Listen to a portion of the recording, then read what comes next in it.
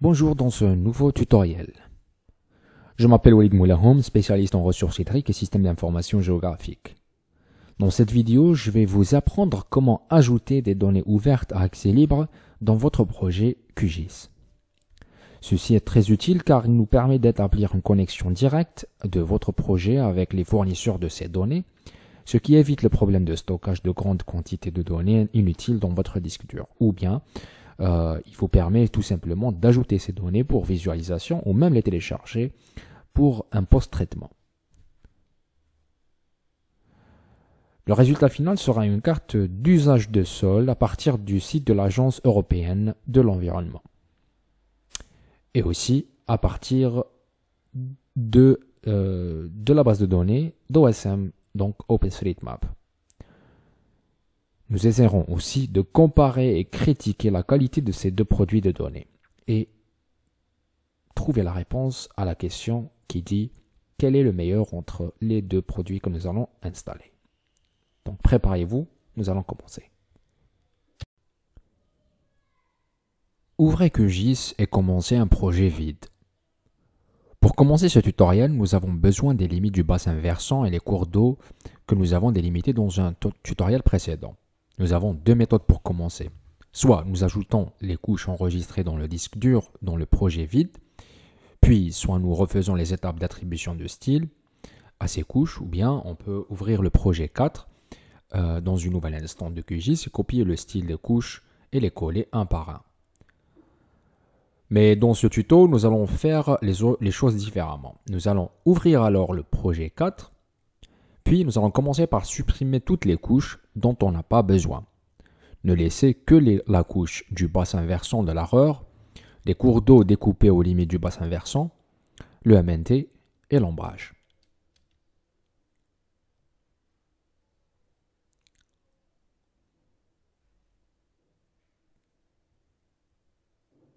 Réorganiser ces couches,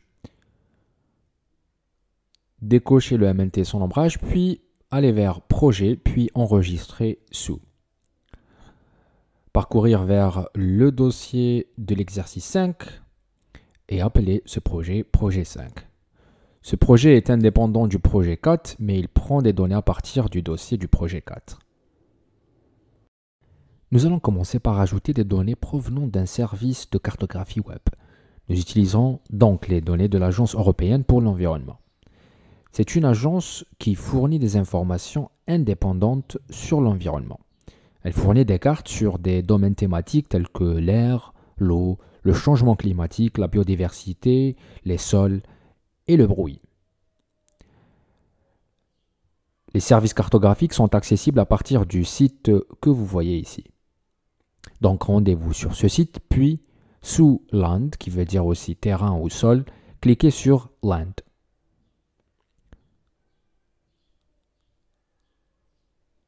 Ce que vous voyez est une grande liste de différents produits sur l'usage et la couverture du sol.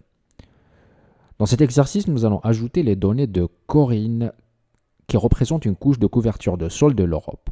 Et je vais ajouter le produit de l'année 2012. Je choisis celle avec la projection Web Mercator. En cliquant sur l'image, je peux voir une visionneuse de cartes ArcGIS Online. Cette plateforme, je pourrais connecter donc directement le projet QGIS vers cette plateforme. Pour ce faire, allez vers le gestionnaire des sources de données. Choisissez l'onglet de WMS, WMTS, donc les services cartographiques de web. Cliquez sur Nouveau pour établir la connexion vers le service web. Dans la boîte de dialogue, tapez EEA Corinne 2012 comme nom de cette connexion.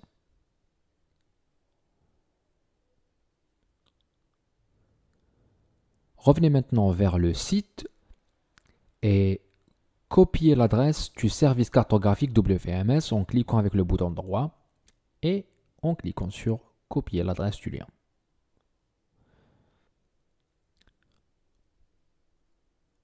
Revenez par la suite vers la boîte de dialogue et collez ce lien. Vous verrez à la fin le protocole WMS. Cliquez sur OK, puis sur Connecter pour lancer la connexion. La requête va chercher les couches de données demandé à partir d'un serveur.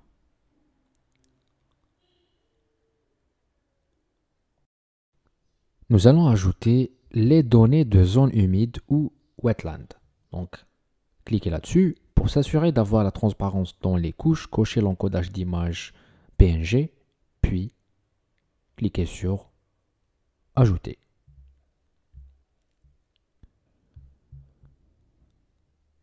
Vous remarquez qu'en faisant un zoom, la carte prend un peu de temps pour rafraîchir, car cela dépend de la vitesse de votre connexion d'Internet. Vous pouvez aussi voir que la zone de source du bassin versant de la Roer se situe dans une zone humide, là où il y a des parcs nationaux et des forêts.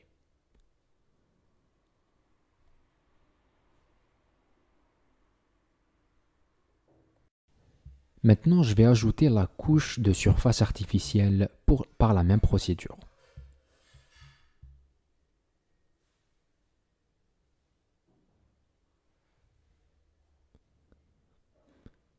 Attendez un peu que la couche se charge, car cela dépend de la vitesse de votre connexion Internet. Vous verrez l'empreinte des zones artificielles. Celle-ci, elle représente majoritairement par la couleur rouge qui représente les bâtis, ou même on voit des zones en violet qui représentent l'industrie et les mines.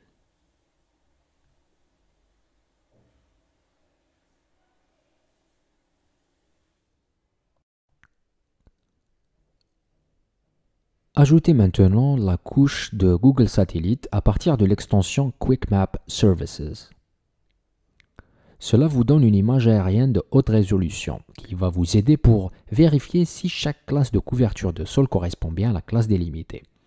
Dans ce cas-là, nous voyons que ce qui est en violet correspond bien à une mine à ciel ouvert. Nous observons aussi que les zones qui ont été délimitées par couleur rouge correspondent bien à une zone urbaine.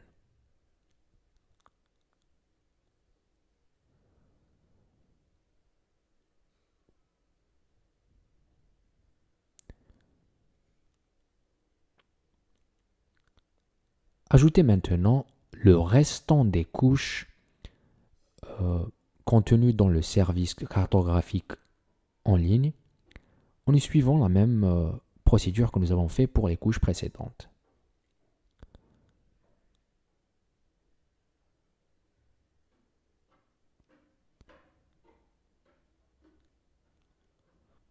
Attendez que les couches se chargent, puis comme vous voyez, la carte elle est complète, elle contient toutes les couches.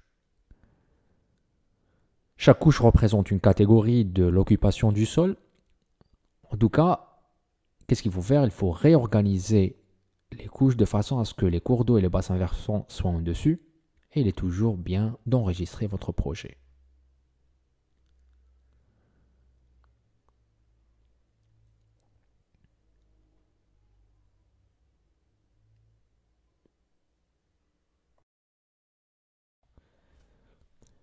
Nous allons maintenant analyser un peu ces données. Le bassin versant de la Roer est transfrontalier, ça veut dire qu'il est partagé entre 3 pays européens, dont l'Allemagne, la Belgique et les Pays-Bas. Ce bassin versant il est très perturbé par l'urbanisation, surtout dans la partie aval vers sa connexion avec la Meuse. Cependant, la partie en amont, nous observons qu'elle a moins de zones urbaines. Là-bas, nous voyons un couvercle forestier dense dans la partie sud. Si on faisant un zoom, nous voyons qu'il y a entre la partie forestière, il y a même la partie urbaine et aussi une zone agricole. En tout cas, quand vous analysez ce bassin versant, vous allez voir qu'il est majoritairement couvert par des zones agricoles. Mais aussi, il y a pas mal de régions qui sont délimitées comme des industries. Là, on a aperçu de tous les éléments délimités. Comme vous voyez là, donc, dans le sud, il y a les parcs nationaux, donc il y a les forêts. Au milieu, il y a tout ce qui est urbanisme, agricole, agriculture. Mais on trouve aussi des patchs en violet qui représentent les industries.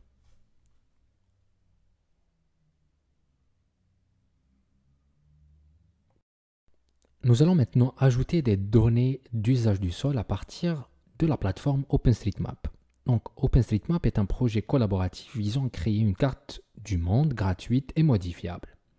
On peut accéder à ces données de trois manières. Donc, la première, c'est en allant vers le site openstreetmap.org. Et puis par la suite, on peut aussi activer OpenStreetMap comme une carte de fond en faisant cela à partir de l'extension Quick Map Services. Ou bien on peut installer une nouvelle extension qui s'appelle Quick Map Services. Et à partir de cette extension, nous pouvons utiliser l'API Overpass pour télécharger n'importe quelle donnée de cette plateforme directement dans QGIS. Commencez d'abord par activer l'extension Quick OSM à partir du menu Vector. Cette extension nous permet de lancer des requêtes de recherche à partir de la base de données OSM en utilisant un API qui s'appelle Overpass. OpenStreetMap classifie les données selon des valeurs et des clés. Pour en savoir plus sur ça, cliquez sur le bouton Aide sur les clés et valeurs. Dans notre cas, nous commençons par le téléchargement de la rivière à partir d'OSM. Donc, utilisez la clé Waterway qui veut dire voie fluviale et la valeur River qui veut dire rivière. Spécifiez l'étendue de la zone de téléchargement, ceci peut être l'emprise du Canva, une région non spatiale ou dans notre cas l'emprise d'une couche déjà ajoutée au projet, dans ce cas la couche du bassin versant de l'AROR. Étendez la section avancée et laissez tout coché sauf les points, multilignes et multipolygones. Ce choix, bien sûr, dépend du type de géométrie que vous souhaitez télécharger. Augmentez par la suite le temps max d'une requête si vous avez une connexion lente, puis exécutez la requête et attendez le résultat. Ceci peut prendre quelques secondes. La couche est par la suite ajoutée dans le projet. Cette couche est temporaire et donc n'existe que dans la mémoire. Pour l'utiliser par la suite, il faut alors l'exporter et l'enregistrer dans votre ordinateur. Il serait intéressant maintenant de comparer les deux rivières. Commencez par attribuer un style à la rivière de OSM pour pouvoir bien la distinguer de la rivière délimitée. Remarquez que, tout d'abord, dans la partie en amont, dans la source de l'AROR, les deux rivières sont très comparables avec bien sûr quelques différences probablement liées à la qualité du MNT ou à d'autres changements dans l'occupation du sol. Rappelez-vous que nous avons dit que cette partie n'est pas trop perturbée par les zones urbaines et donc la zone est proche de son état naturel. Alors que nous remarquons une différence flagrante vers la partie en aval où on a observé une perturbation urbaine du bassin versant. Donc c'est là où on commence à voir des changements, des différences entre ces deux rivières.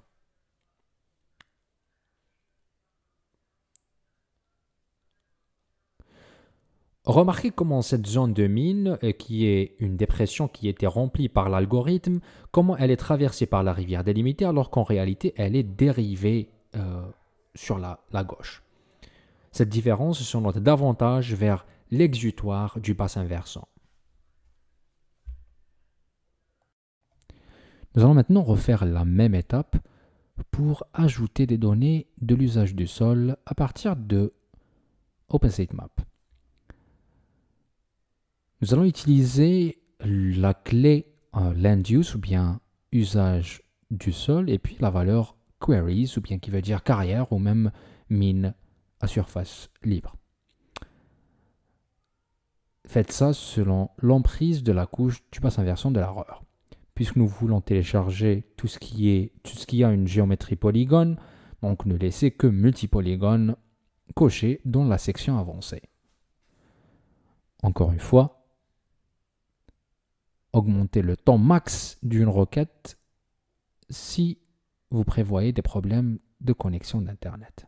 Exécutez la requête et attendez à ce que la couche soit générée et ajoutée automatiquement dans votre projet QGIS.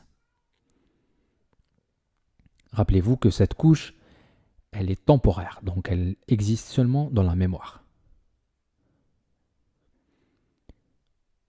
Afin de commencer à l'analyse, nous allons attribuer un style à cette nouvelle couche. Donc, puisque ça représente une mine, donc une couleur assez intuitive serait c'est-à-dire lui donner une couleur en gris. Donc, choisissez un remplissage en gris, puis changez l'épaisseur et la couleur du trait.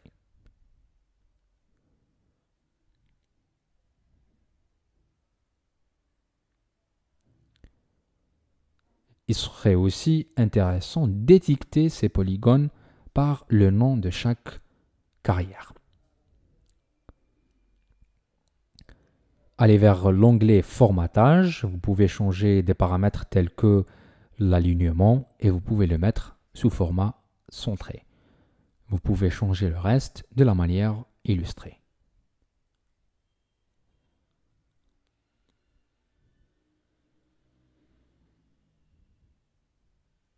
Vous pouvez aussi changer la police ou bien la taille de la police. En tout cas, essayez de faire les choses de sorte à ce que les étiquettes soient lisibles.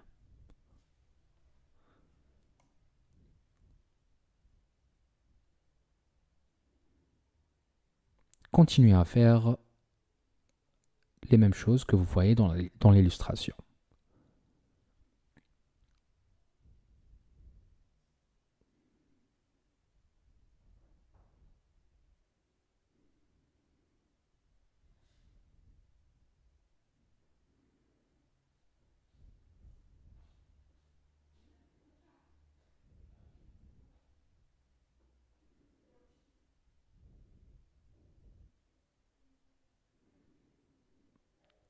Une fois que c'est terminé, zoomez sur la ville de Jülich pour qu'on puisse commencer une analyse assez simple.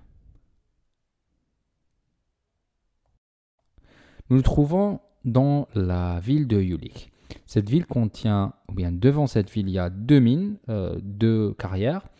Celle qui se trouve dans la partie sud, elle est à l'intérieur de notre bassin versant. Nous allons maintenant comparer les deux couches que nous avons téléchargées, donc celle de OpenStreetMap et celle de Corinne, et voir quelle est la meilleure entre les deux en faisant cela, en les comparant à la couche Google Satellite. Donc nous voyons déjà que les deux couches ne se superposent pas. Nous voyons que celle de Corinne, donc tout ce qui est en violet, il est un peu... il se chevauche avec la limite délimitée à partir de OSM, mais ce n'est pas la même chose. Lorsqu'on fait un zoom sur l'image aérienne de haute qualité, nous voyons que la délimitation de OpenStreetMap, elle est meilleure à délimiter exactement les limites de la carrière, comme vous voyez ici. Alors que si nous activons Corinne, vous voyez que en fait une grande partie de la partie sud-est, elle est mal représentée. Alors qu'il y a une grande partie dans la partie nord-ouest qui est en fait agricole, donc c'est de l'agriculture, mais qui est représentée comme une zone industrielle. Donc ça vous montre déjà la qualité des deux. Pas mal de questions peuvent se poser par rapport à la qualité de ces données. Par exemple, quelle est la plus récente? Peut-être que la représentation de l'utilisation du sol de Corinne qui a été établie en 2012 n'est pas la même que celle établie durant ces dernières années, etc. Donc il y a pas mal de questions. À vous de vous poser ces questions et de critiquer les données que vous utilisez. En tout cas, ce que nous allons faire maintenant, c'est que nous allons enregistrer toutes les couches vectorielles dans un GeoPackage comme nous le faisons en général.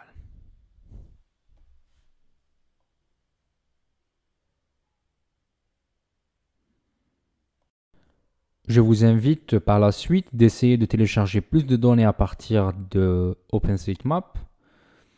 Donc, par exemple, vous pouvez télécharger tout ce qui est plan d'eau, vous pouvez télécharger tout ce qui est, c'est-à-dire autre type d'usage de sol, et essayer de comparer ce que cela donne par rapport aux données qu'on observe avec Corinne. Et avec cela, nous terminons ce tutoriel et je vous souhaite bon courage et j'espère vous revoir dans le tutoriel prochain.